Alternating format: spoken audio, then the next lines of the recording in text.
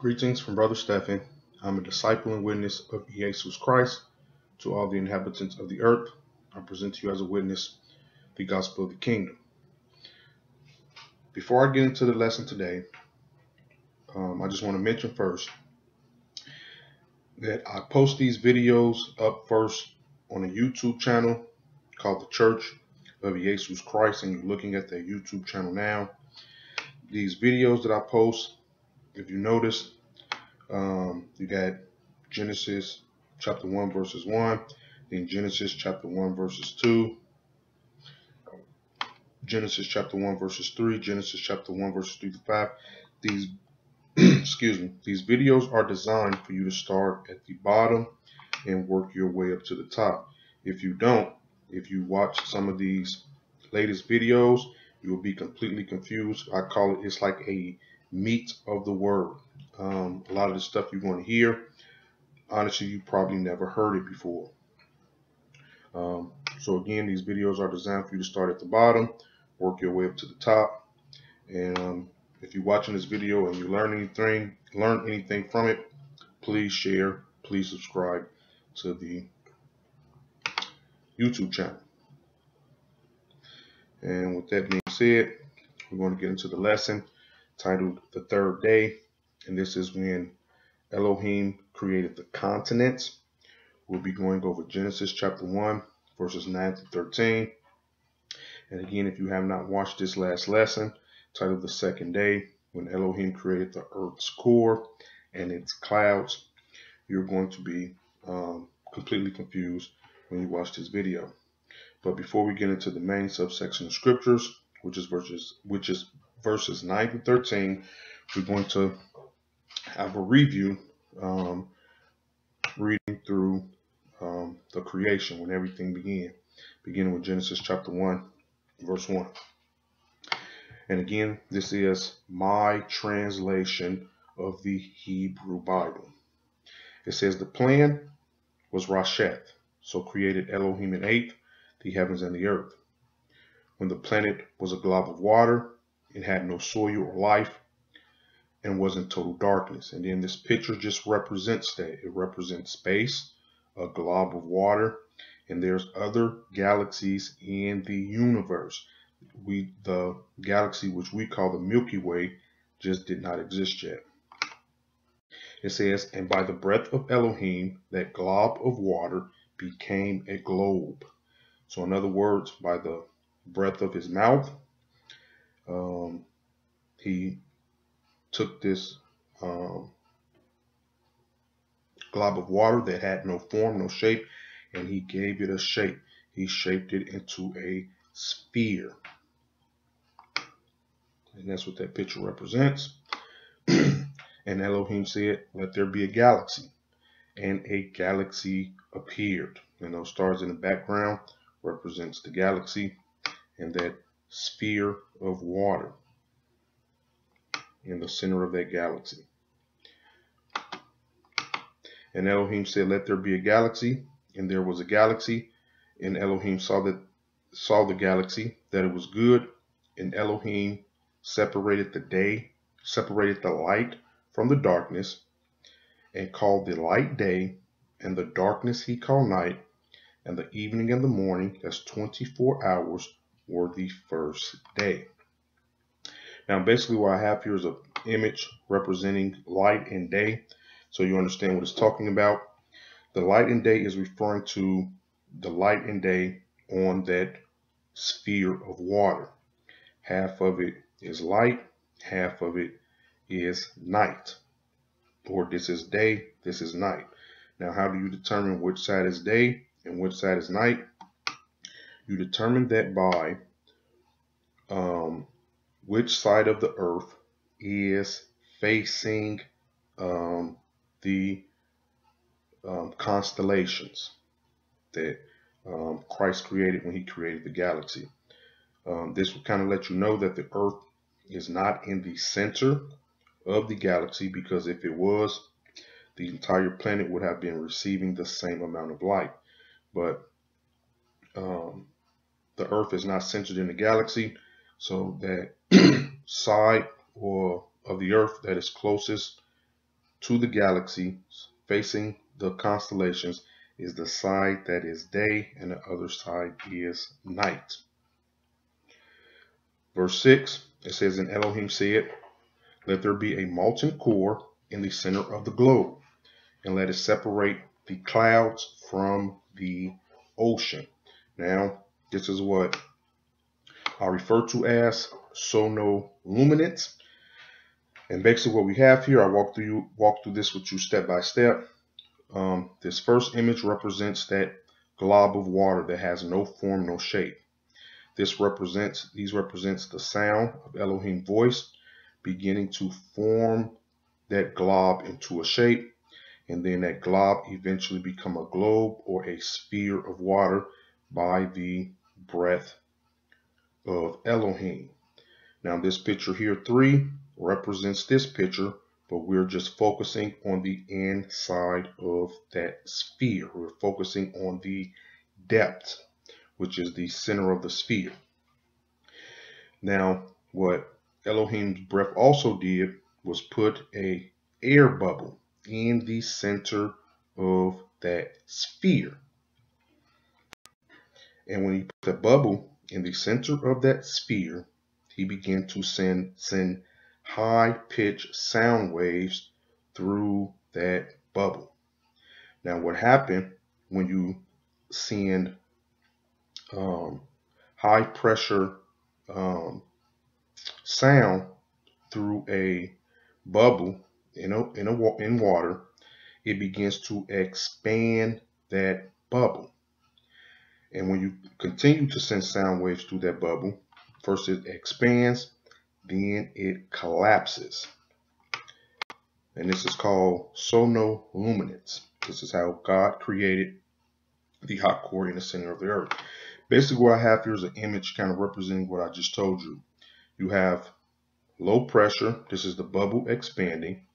This is the bubble collapsing when you have high pressure. And what will happen to that bubble eventually, when you are sending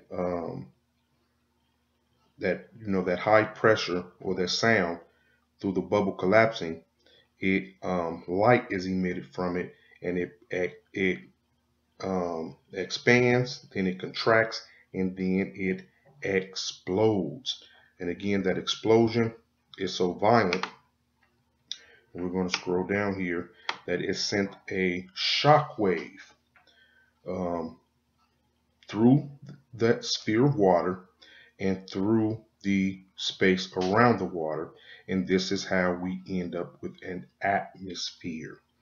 Now, not only is this how we end up with an atmosphere, but after that bubble explodes, it leaves a hot core in the middle of the waters. And again, we explained all of this also in the last video. So we have verse 7. It says, and Elohim made the atmosphere. And that's that atmosphere around the sphere of water. And he separated the oceans, which were under the atmosphere, from the clouds, which was above the atmosphere. So in other words, when that explosion took place in the middle of the water, now this is the real Big Bang. So the Bible actually does teach a Big Bang. It is just not the Big Bang that you were taught in school. The Big Bang happened in the center of the globe, and it was done by Elohim's voice. And when it expanded, it blew an atmosphere around the sphere of the water. And what happens is water get trapped inside of this atmosphere. And when that water gets trapped, that is what we call clouds. So we're going to continue reading here. And it was so, and Elohim called the atmosphere the sky, and the evening and the morning. Now this is 48 hours was the second day. Now we got our main verses, which is verses 9 through 10 in this lesson. First, I'm going to read the King James Version, Oxford edition, that was falsely translated in 1769. Then I'm going to read my translation, that I just translated this year. And God said, let the waters under the heaven be gathered together unto one place, and let the dry land appear. And it was so. And God called the dry land earth, and the gathering together of the waters called he seas. And God saw that it was good. Again, that is the King James Version, Oxford 1769 edition. And this is my version of that subsection of scripture. And while I'm reading through it, I'm going to be teaching it at the same time. And Elohim said, let the oceans under the sky be gathered together unto one place, and let the continents appear. And it was so. So the land mass that is above the surface of the water actually comes from that hot core in the middle of the earth. This black around it just kind of represents the part of the core that is being cooled by the water. So this is like part of the core being cooled by the water. This is part, and now some of that hot core, which is lava, begins to rise up to the surface of the sphere of water. And that lava that reaches the surface is what we call the continents. Now, all continents, all land is connected to that core. And I just have a larger picture here to kind of demonstrate that. These are the different levels of the Earth's crust going down to the inner core. This will represent the very center. I think they call this the mantle, and this is the surface. Now, a lot of times mountains that appear on the top of land, these are still being fueled by lava coming from the Earth's core, and that sometimes spew out of the mountains, and we call these volcanic eruptions. And that's another reason we know that the Earth's core is lava. Now this next picture just kind of represents when he said, and let the continents appear, and it was so. So this kind of represents those continents that appear. I intentionally removed the water so you can still see the hot core. Again, all of this land, dry land, is connected to that inner core. And these images here just kind of represents that core in stages being cooled by the water. But although the outer core is being cooled by the water, the inside is still a hot molten core. So basically the earth is self-sustaining. And if this is also what the scriptures call Tartarus or hell, that the angels that rebelled against God was cast into a prison on earth. This is that Tartarus, that hell, that fire where they're being tormented at until the day of judgment. So here we have verse 10. It says, and Elohim called the continents earth, and the gathering together of the waters called he seas. And Elohim saw that it was good. So this image here, again, just represents that sphere of water. It represents the inner core being in the middle, the dry land that comes from that inner core, and the atmosphere that is produced by the inner core also, in that term sonoluminance. So again, it represents this as the sky or our atmosphere that we breathe, the dry land that appear, which are continents, and that water, the seas and the ocean. Now we're just going to read through a few scriptures confirming the dry land and the waters. We'll begin at Psalm 78 and 13. It says, he, referring to Elohim, divide the sea. He caused them to pass through, and he made the waters to stand as a heap. This heap is just referring to a tidal wave. He made the waters to stand as tidal waves. When you go to Job 37 and 10, it says, by the breath of Elohim, snow is given, and the width of the ocean is straitened.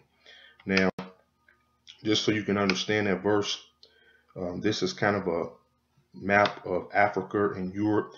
What he means when he says the width of the ocean is straightened, it is talking about how the ocean eventually turns into a strait. Now, this little area right here where I have my pointer, this is called the Strait of Gibraltar. So you have the ocean, and then you have it turning into a Strait of Gibraltar. And then I'm going to read those verses again. He divided the sea. He caused them to pass through. They passed through some of the dry land.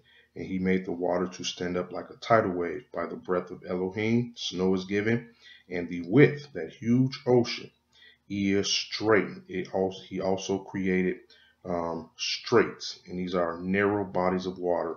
And again, this area here is called the Strait of Gibraltar. When you have Psalms 33:7, it says he gathered the waters of the sea together as a heap. Again, that's that tidal wave. And he laid up the depths in storehouses. What this is referring to is the different levels of the deep layers of the sea. And I have a picture here demonstrating that. Like we have, if you was at a swimming pool, you have 3 feet of water to 10 feet of water. It is the same thing with the seas on the earth. You have the shallow water that is at the surface, and then the deeper you get, each one of these levels have a different name. And we already mentioned in earlier studies that abyssopelagic, or the abyss. Exodus 15:8, and with the blast of his nostrils, the waters were gathered together. The floods stood upright as in heap. Again, the waters stood up like a tidal wave. And the depths did not move in the heart of the sea. So basically what this is saying is, although you have a huge tidal wave up here, water is very active on the surface. At the very bottom, it is still. It does not move.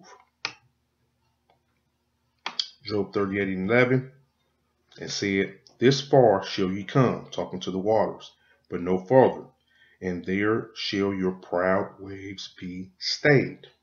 Proverbs 8:29, when he gave to the sea his law, that's Job 38:11, that the waters should not pass his commandment, when he appointed the continents of the earth. So in other words, those continents, he set the boundaries for the water.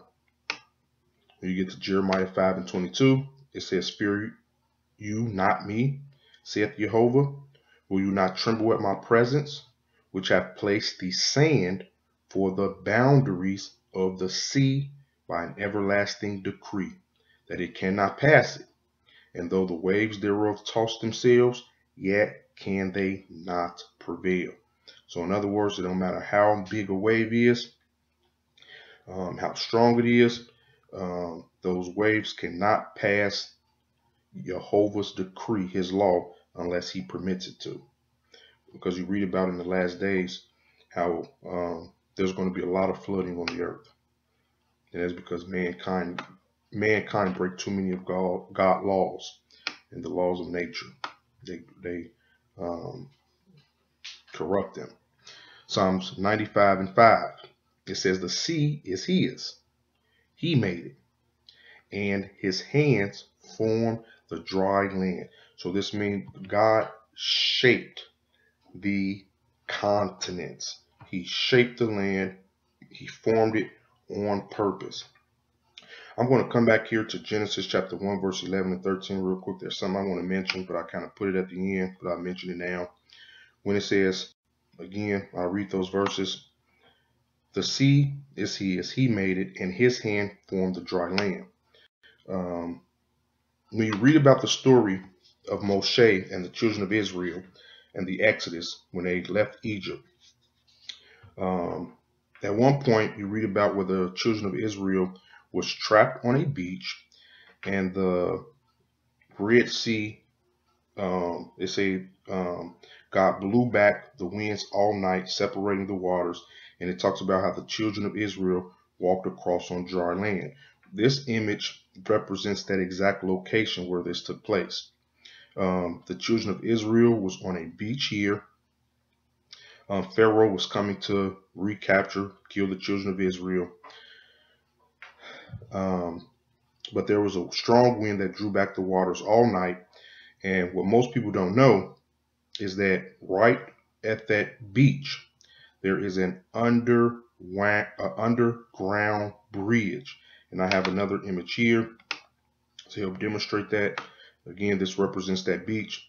When Jehovah blew back those waters all night, this bridge appeared. And as you can see, this bridge is deep on each side, but there's a bridge where they was able to cross when Jehovah separated the waters. And again, when Pharaoh tried to cross, those walls of water that he seen was those heaps. They was tidal waves coming back in that killed Pharaoh and his army. So again, the sea is his, he made it, and his hand formed the dry land. Jehovah planned the route for Moses and them escape in the beginning when he formed the continents. He planned that thousands of years before it happened. We had Genesis chapter 1. Now we had 11 to 13. And again, we're still reading my translation of the Hebrew Bible. It says, and Elohim said, let the earth bring forth grass, herbs that produce seed, and fruit trees that produce fruit after his kind, whose seed is in itself upon the earth, and it was good. And again, this just represents some of the fruit that Elohim made in the beginning, and the seeds being in the middle of the fruit, just like the hot molten core is in the center of the earth. Verse 12 says, and the earth brought forth grass and herbs that produced seed after his kind, and tree yielding fruit whose seed was in itself after his kind. And Elohim saw that it was good, and the evening and the morning, this is 72 hours later, were the third day. Now these pictures I have here represents when the dry land first appeared above the surface of the waters. Then this represent when God caused the grass and herbs and trees and everything to grow. The earth was green and full of vegetation.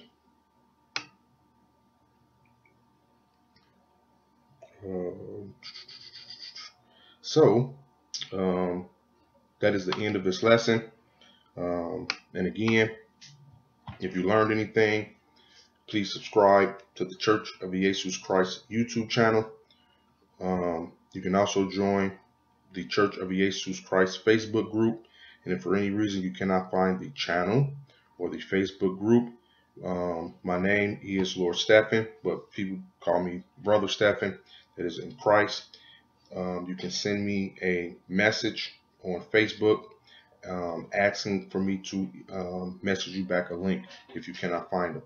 And with that being said, this concludes this gospel.